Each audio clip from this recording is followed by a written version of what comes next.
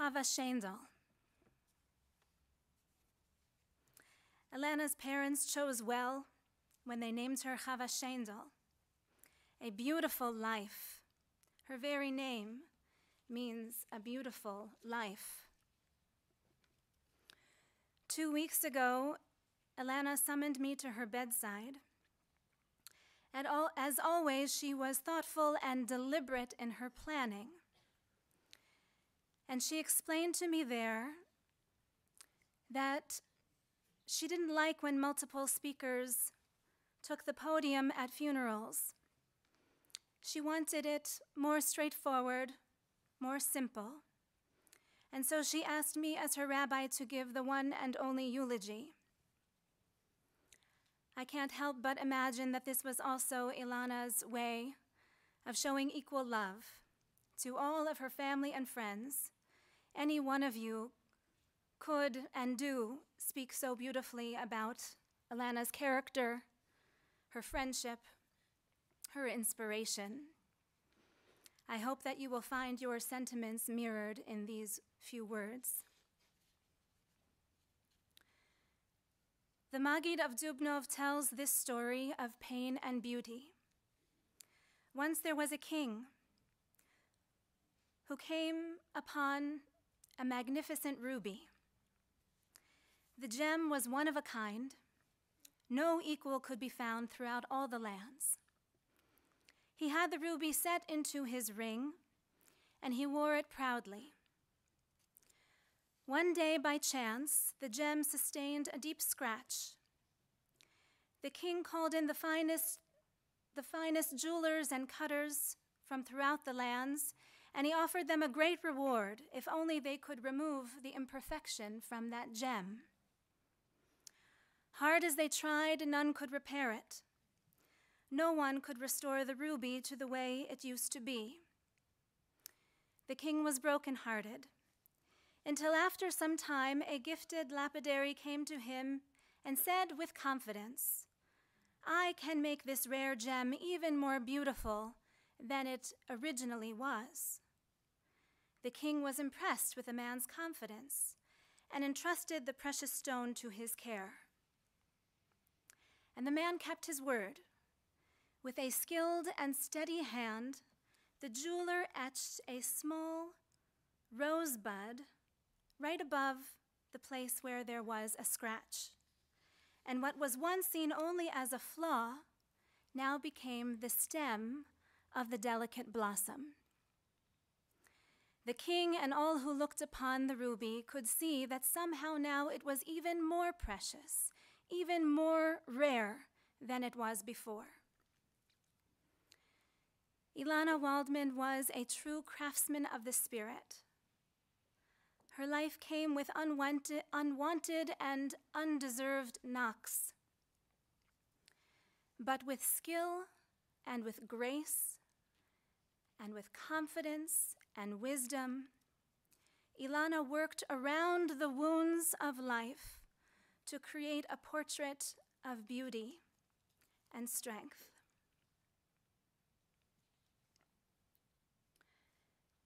The title of Rabbi Kushner's famous book is not "Why Bad Things Happen to Good People," but "When Bad Things Happen to Good People." What do we do when? What do we do when there is pain? How do we respond when there is pain? How might we turn it into a thing of beauty? This is what Elana taught us, like a master teacher. She taught us. She responded to life's inevitable pain each and every day with grace and dignity, with hope and courage, with fierce love and tireless generosity. And we did our best to follow her lead. We took our cues from Elana, and we followed her wholeheartedly, as best as we could. This kind of leadership is hard to come by. It is also like a rare gem, and we know it when we see it. Her mother says Elana was born with this leadership. She was never looking to become anyone's hero, and that, of course, makes her even more heroic. We could not help but be drawn to her because she spoke the truth, sometimes bluntly, but always from the heart. She spoke only the truth. This was one of her most winning characteristics.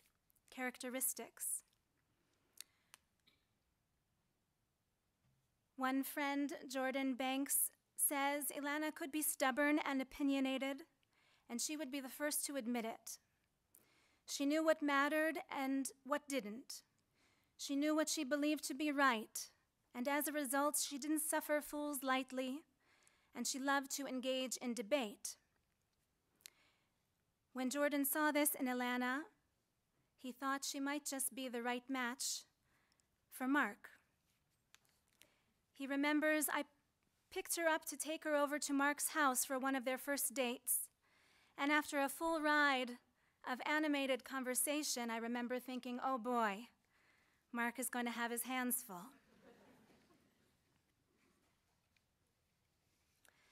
But it was this stubborn streak, it was this drive which we admired most. It was not only in her words, of course. It was even more so found in her actions. As a Jew, Elana felt herself obligated to do good and more good. As a lawyer, she was trained to fight for what was right and just, and she did. As a mother, she was motivated to live by example. And so she got to work. Elana's diagnosis came in August of 2005. She was 32 years old then. She continued to volunteer for the Jewish causes which she already cared about. She was among the leadership at UJA. She volunteered tirelessly for Bialik. She was the president of One Family Fund to provide support to Israeli victims of terror. And then, of course, she became an outstanding advocate, an outstanding spokesperson for ovarian cancer care and research. Princess Margaret Hospital recognized her strength right away.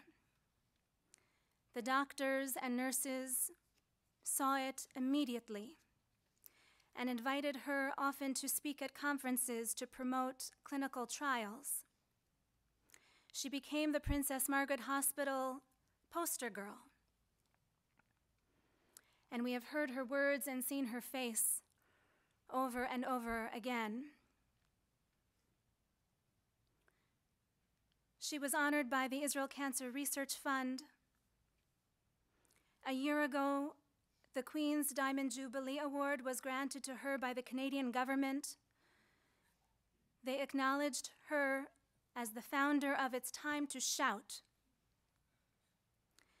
And she played down all of these awards and all of this recognition. It really was not her way.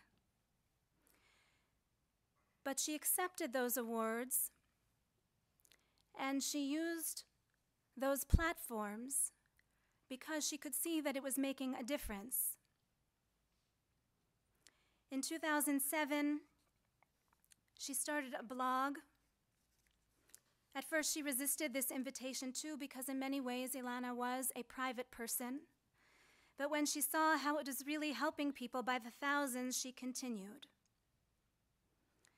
Being the fashionista that she was, she ran an event called Awareness, and she filled the home with racks and racks of gorgeous clothing. She even made a seder somewhere in the middle of those racks of clothing. The holidays came and went, and she filled the house with those sounds and those memories.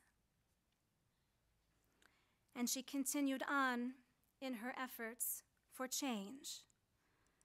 She says, ovarian cancer is the cancer that whispers, and so we have to shout. You can live with cancer.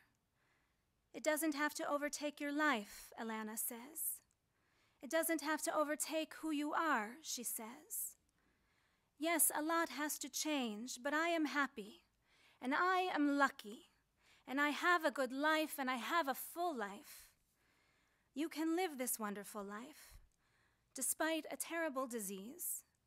With our voices joining together, we can make a difference, she says over and over again.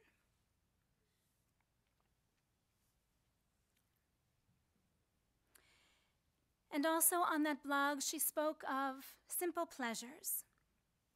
Elana talked about everyday miracles, the ones she lived for most: my daughter's smile, my husband's kiss, my mother's laugh. Her sister says Elana was the rock to everyone, but she was not only a strong woman and a smart leader. She was also silly. She was fun and playful. She'd entertain Sydney like a clown. And the two of them would dance and sing and giggle. Mark has captured some of those moments on video. She did love to dance. Even in those knockout high heels, somehow, she would manage to dance at every bar mitzvah, every wedding. She used to say those heels would help her get closer to Mark.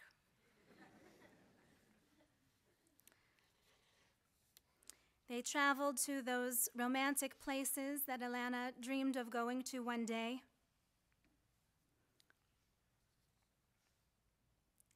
And there's more coming about Mark in Elana's own words. Let me say something about another extraordinary woman.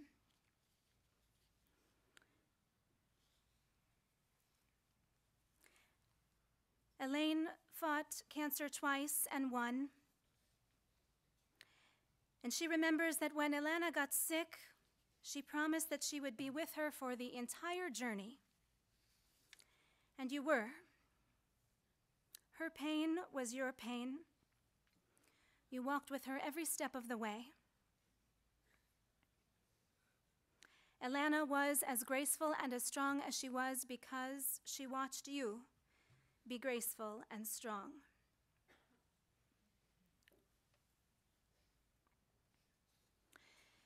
She was strong enough for all of us. She had that gift of supporting us somehow when we came to support her.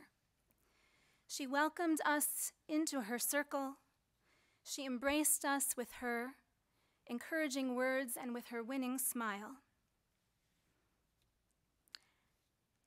And one friend writes that Elana gave us the greatest gift of all. Above all, it was the gift of reflection and purpose. You see, I think a lot of people see a bit of themselves in Elana. We also know that we are vulnerable and that life is fragile. And so we look at her and we wonder, how would we cope if we were dealt Elana's hand? Most of us admit quietly to ourselves that we would not have the strength that Elana did. Without a word, Elana's life and her response to it urge us to rethink our own lives and the way we lead them. She helps us to rethink how we spend our time, how we determine what is important, and what type of legacy we ultimately want to leave.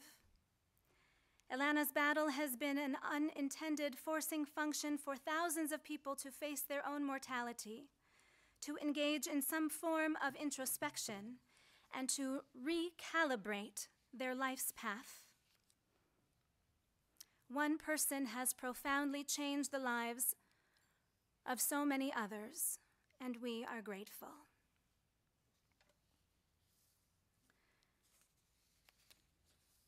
Now, it may not surprise you that Elana herself wrote some words for just this occasion. She didn't get to finish, but let us listen and let us learn from these words, which were her last attempt to teach and to instruct us. Her words. I know that it is not usual to hear from the deceased at her own funeral, but there are certain things that I needed to say and that I needed my community to hear. First, I want to thank you. I have been blessed with a family that are truly my friends, and with friends that are truly like family. I always knew whatever I needed, I was well taken care of, even before I asked. This circle of people helped to take care of me and Mark and Sydney when things were bad, and they never forgot about us when things were good. It is this that I ask of you now. There is a saying that it takes a village to raise a child. I am looking to my village to help Mark raise our child. There is so much still to come, and no one can do it on his own. So please don't forget about my little family after the initial shock wears off. Don't forget about them after the Shiva is over and life goes back to normal. They have to learn a new normal, and I need you all to help them with that.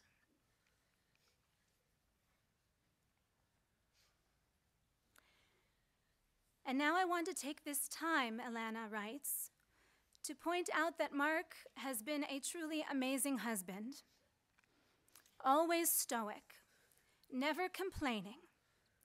He took care of me with a gentleness that made my sister call him the gentle giant. He hides his emotions, but trust me, they are there. When we got married, we had all the usual hopes and dreams about building a family, having a future, enjoying our children, and growing old together.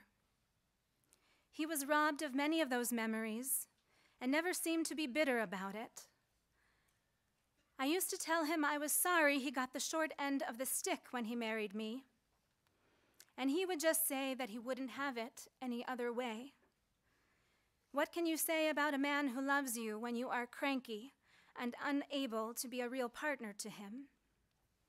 There simply are no words for this amazing love, care, and commitment which I feel for him. He gave me strength, and now when I know he is going to be focused on Sydney, I ask that you give him some of your strength to carry him through.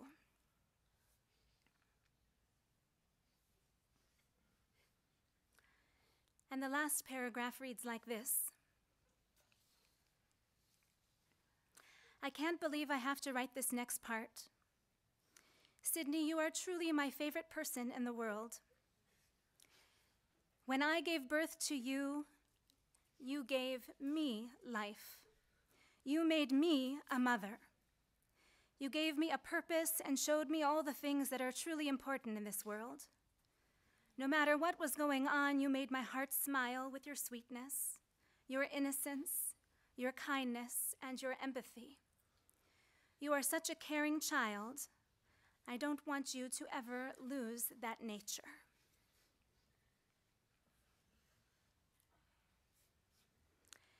And that is where Elana's words cut off. She never signed off on her blog either. Perhaps that was by her design, because Elana always was ready to fight for another day. She was never resigned. She fought even to her very last breath. She was never ready to say goodbye. Sydney, I know that your mom could have gone on and on and on about you. She could have written a whole book and she wouldn't have been finished with you yet. When I came to visit, your mom would literally light up when she spoke about you. She told me some of your stories and told me how amazed she was by your strength and your leadership. She told me how she sees herself in you. You and your mom did have a special way of saying goodbye, even without saying goodbye. And you told me about it. You told me that whenever she would drop you off before you would get out of the car or would go off to wherever you were going, you would say to your mom, "I love you." And she would say, "I love you too." And you would say, "I love you more." And she would say, "I love you infinity." And you would say, "I love you infinity plus one." And she would say, "You make my heart." And you would say, "Smile."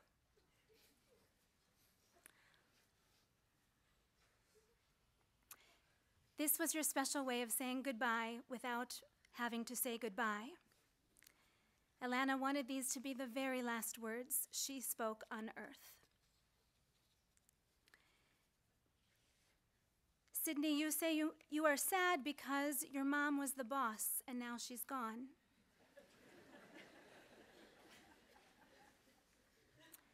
Your mom was the best boss. She was so good at leading and loving, at guiding and protecting, that she made sure that she would always be with you. How is this possible? Many ways. First of all, by luck, you have her face. And so wherever you go, your whole life long, people will say to you, "I know you, and I remember your mother." And they will tell you a story. Another way is that you will always have your mother's voice in your mind. You will always carry that voice with you wherever you go.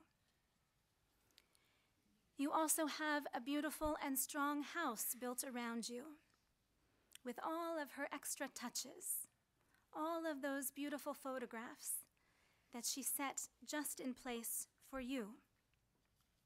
You say those photographs were your favorite gift from her. She has also written letters to be shared with you in the future as you grow. But most of all, Sydney, you have the people in this room.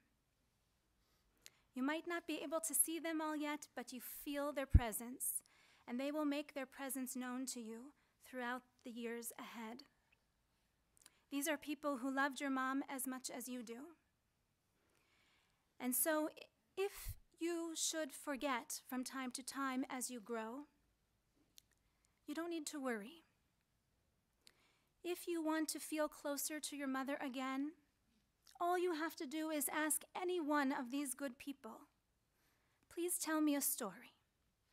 Please share with me a memory." And they will tell you how tremendous your mother was. And their stories will become your stories, and their memories will become your memories. Your dad and your grandparents, your aunts and uncles promise to speak of your mother often. They will continue to pour her wisdom into you the way she poured her love into you each and every day.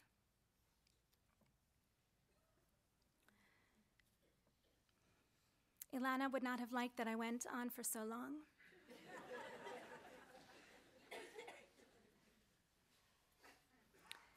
There is also much to be said for silence.